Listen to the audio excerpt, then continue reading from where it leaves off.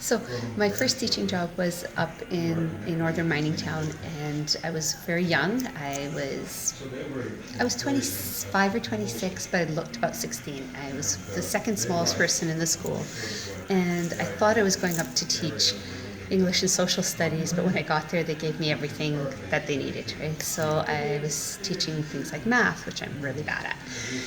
And one day, so it's a small town, it's very isolated, and there's a lot of stress going on because nobody knew if the mine was going to shut or not, and that was what the entire lifeblood of the town was. And so it was very stressful, and there were lots of things going on. And one day the kids were just awful. They were just at their worst, and I was just like, okay, that's it. You guys have got to focus, get on with it, because this is ridiculous. Anyway, one of the girls says, "What's wrong with you, Miss Menu? Are you on the rag or something? You're making such a bitch." And I'm like, okay, that's it. Detention. And I never give detentions, right? So after school, I've got all these kids in detention, which I just felt sick about, but I'm marking and I'm pretending to mark, but really I'm crying. I'm thinking, what made me think I could do this? Like, this is crazy.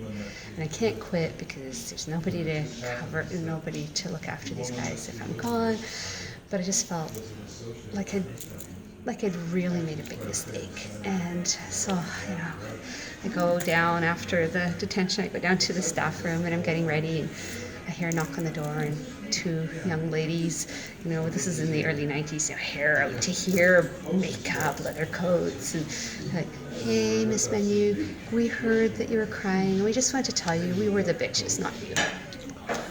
And I said, "Thanks, I really appreciate that."